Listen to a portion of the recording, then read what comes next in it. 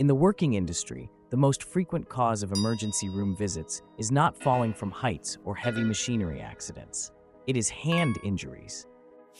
Statistics show that over 1 million workers suffer serious hand injuries every year. That means every single day, thousands of people go to work healthy and come home with a permanent disability. To better understand how to protect them, let's take a closer look at what hand injury hazards are and how they occur. Why do hand injuries happen so often? It is because your hands are your primary interface with the world. They are the point of contact for every task you do. Whether you are gripping, pulling, lifting, or twisting, your hands are the first part of your body to touch the danger. The risks usually come from three main places: mechanical hazards, like moving parts and rotating gears; contact hazards, like sharp edges or hot surfaces; and human factors, like rushing or losing focus. It only takes one slip for a routine task to turn into an injury. Now let's look at the main types of hazards and the serious damage they can cause.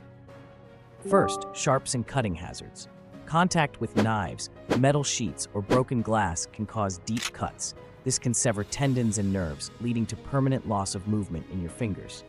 Second, pinch points and crush zones. This happens when hands get caught between two heavy objects or inside moving machinery.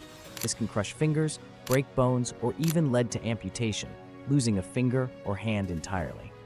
Finally, thermal and chemical hazards. Touching hot machines or handling dangerous liquids without protection can cause severe burns and skin damage that take a long time to heal. To stop these accidents, we must follow simple and effective safety rules. First, wear the right gloves. Gloves are your last line of defense. Use cut-resistant gloves for sharp objects and chemical-resistant gloves for liquids. A general cotton glove is not enough for every job. Second, isolate and lock out. Never put your hands inside active machinery.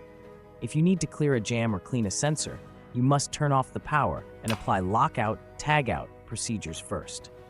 Third, watch for pinch points. Before you pick something up or put it down, check where your fingers are. Plan exactly where your hands will go before you start the task.